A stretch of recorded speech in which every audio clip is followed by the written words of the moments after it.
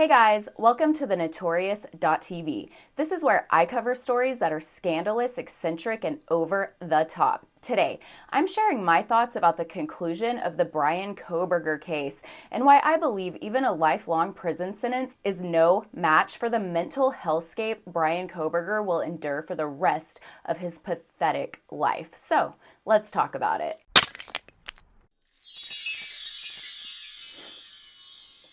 The Idaho College murders. The world has followed this harrowing case since the moment it broke in November of 2022. And finally, that disgusting weirdo Bryan Kohberger has been sentenced to life in prison for his monstrous act. Now, I'm not someone who overly supports the death penalty, but if anyone deserves it, it would be Bryan. However, I believe life in prison and even the death penalty don't compare to the punishment that Bryan's own brain will inflict upon him as he rots away in his tiny cell. You see, being found out is a narcissist's worst nightmare. Narcissists will do anything to keep their mask from slipping. Obviously, Bryan Kohberger is a complete and utter psychopath and sociopath, but the traits of narcissism still lay the foundation for these demons. In addition to their arrogance, grandiosity, and fantasies about power, success, and brilliance, another hallmark of the narcissistic mind is their extreme sensitivity to criticism. And at Kohberger's recent sentencing, victim Kaylee Goncalves' sister, Alivea, gave a show-stopping, almost Shakespearean victim impact statement that is sure to live rent-free in Bryan Kohberger's head indefinitely. Now, we're going to react to her words together in a moment, but I don't think this story would be complete without taking a look back at a court filing that was released earlier this year, where a neuropsychologist makes the case that Kohberger likely has autism spectrum disorder. This was in an effort to strike the death penalty as an option in his case, and Bryan was described extremely unfavorably in these documents. He's painted as someone with awkward speech, both in its content and delivery. His tone and cadence are abnormal, his interactions lack fluidity, and his language is often over-inclusive, disorganized, highly repetitive, and oddly formal. He is highly distracted by sounds or activity occurring around him, and he frequently looks from side to side to monitor his periphery. As a result of his high distractibility, he often needs questions or instructions repeated. He frequently shifts the topic back to himself, even when it's inappropriate. He uses abrupt, matter-of-fact phrases that would be considered rude. He carries on about topics in a circular manner and perseverates about specific, non-essential details. The doctor also observed that he subtly rocks his upper torso, especially while engaged in a cognitive task or listening to somebody else. His range of facial expressions is limited. His baseline affect is stoic, and his expressions are sometimes incongruent with what is happening around him. Mr. Kohberger also exhibits atypical eye contact, including an intense gaze. And we've all seen that creepy gaze. I mean, this is the perfect definition of a complete and total weirdo. It's so beyond unflattering that there's no way it didn't cause a huge narcissistic injury for Mr. Kohberger. And in case you don't know, narcissistic injury refers to a psychological experience where an individual with narcissistic traits feels deeply threatened or humiliated due to perceived criticism, rejection, or failure. It is a core feature of narcissistic personality disorder, characterized by an inflated sense of self-importance, a need for admiration, and an inability to handle criticism. When a narcissist experiences a narcissistic injury, they may react with intense anger or rage, defensiveness and counterattack, withdrawal and isolation, humiliation and shame, and feelings of inadequacy and emptiness. And just in case Bryan's narcissistic injury from this incident started to heal, Kaylee Goncalves was more than happy to rip the scab right off during her victim impact statement at Kohberger's sentencing. And I also want to show you this picture of the courtroom that gives you the perspective of how close the victims' families actually are to Bryan Kohberger as they're making these statements. I feel like the video doesn't really show exactly how close they are. Let's listen to what she had to say. I won't stand here and give you what you want. I won't offer you tears. I won't offer you trembling. Disappointments like you thrive on pain, on fear, and on the illusion of power. And I won't feed your beast. Instead, I will call you what you are. Sociopath, psychopath, Murderer. I will ask the questions that reverberate violently in my own head, so loudly that I can't think straight most any day. Some of these might be familiar, so sit up straight when I talk to you. How was your life right before you murdered my sisters? Did you prepare for the crime before leaving your apartment? Please detail what you were thinking and feeling at this time. Why did you choose my sisters? Before making your move, did you approach my sisters? Detail what you were thinking and feeling. Before leaving their home, is there anything else you did? How does it feel to know the only thing you failed more miserably at than being a murderer is trying to be a rapper? Did you recently start shaving or manually pulling out your eyebrows? Why November 13th? Did you truly think your Amazon purchase was untraceable because you used a gift card? How do you find it enjoyable to stargaze with such a severe case of visual snow? Where is the murder weapon? The clothes you wore that night? What did you bring into the house with you? What was the second weapon you used on Kaylee? What were Kaylee's last words? Please describe in detail the level of anxiety you must have felt when you heard the Bearcat pull up to your family home on December 30th, 2022. Which do you regret more? Returning to the crime scene 5 hours later, or never, ever going back to Moscow, not even once, after stalking them there for months? If you were really smart, do you think you'd be here right now? What's it like needing this much attention just to feel real? You're terrified of being ordinary, aren't you? Do you feel anything at all? Or are you exactly what you always feared? Nothing.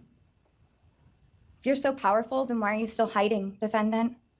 You see, I'm here today as me. But who are you? Let's try to take off your mask and see. You didn't create devastation.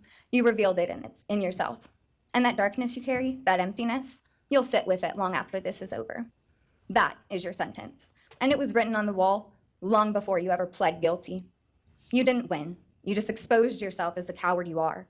You're a delusional, pathetic, hypochondriac loser who thought you were so much smarter than everybody else, constantly scolding, turning your nose up to grammar mistakes, nitpicking and criticizing others. You wanted so badly to be different, to be special, to be better, to be deep, to be mysterious. You found yourself thinking you were better than everyone else, and you thought you could figure out the human psyche and see through it, all while tweaked out on heroin. Lurking in the shadows made you feel powerful because no one ever paid you any attention in the light. You thought you were exceptional, all because of a grade on a paper. You thought you were elite because your online IQ test from 2010 told you so. All of that effort just to seem important. It's desperate. There is a name for your condition, though. Your inflated ego just didn't allow you to see it. Wannabe. You act like no one could ever understand your mind, but the truth is you're basic. You're a textbook case of insecurity disguised as control. Your patterns are predictable. Your motives are shallow. You are not profound. You're pathetic. You aren't special or deep, not mysterious or exceptional. Don't ever get it twisted again. No one is scared of you today. No one is intimidated by you. No one is impressed by you. No one thinks that you are important. You orchestrated this like you thought you were God. Now look at you, begging a courtroom for scraps. You spent months preparing, and still all it took was my sister in a sheath. You work so hard to seem dangerous, but real control doesn't have to prove itself.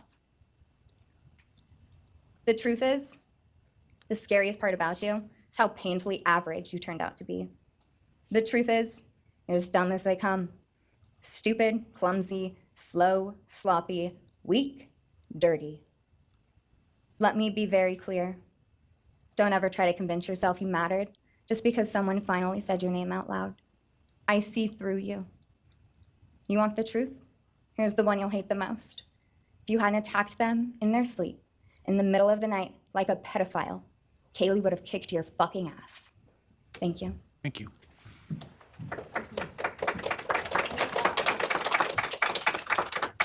Oh, she got applause. She pulled no punches here. I love everything she said. She just really hit him where it hurts. And it's obvious that that's exactly what she was trying to do. And all with extremely truthful statements. I did not know that he had tried to be a rapper. I'm going to try to find footage of that to insert. I actually found Bryan Kohberger's pathetic rap song and I posted it on my channel. So be sure to go check that out after you're done watching this. I did know about the visual snow thing. I know that he had that condition and that it obviously tortured him to some degree. What came to light during her statement that I didn't know was that there was a second weapon. This may be something that's been out there for a while, but that's the first time I had heard it. Even though Kohberger was really good at maintaining a poker face during the hearing, I can tell you that from what I know about these evil personality types is that he felt it. In fact, body language experts have already examined his very subtle movements, and there are times whenever the victims were showing emotion and they were obviously very upset, and Bryan Kohberger was showing signs of enjoying the moment. So he's feeling stuff in there as this is going on. I think that he has enjoyed this.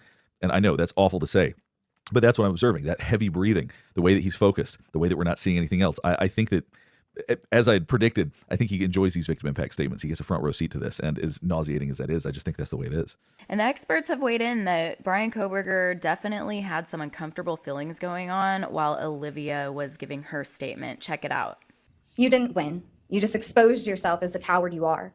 You're a delusional, pathetic, hypochondriac loser who thought you were so much smarter than everybody else. That hit a little bit of a nerve. When she goes through and she describes him as this loser, hypochondriac, you see a couple of different things that let me know that that hit psychologically a little harder. One, he does a prolonged blink there. That prolonged blink, he has only shown a couple other times. The other times that he has shown that have not been related to anything that was verbally stated in this area. It's directly after she calls him a loser. That alone wouldn't be enough. What also goes along with that is the light head tilt down. That can be an indicator of perhaps shame or guilt. And then you see him take a little bit of a bigger breath in there as well. So that cluster of three different tells around her calling him out for being the piece of trash that he is, the words that she's saying are perfect words to say to a serial killer because it attacks their ego. She's going after the one thing that so many serial killers are thriving on is their own self-importance. And so when she goes in and she's talking about how unspectacular he is, how average, how boring he is, these are all things that would, in my past experience, encourage contempt to come from the person being spoken to. He does care. He cares about what people think about him, as it seems so many serial killers do.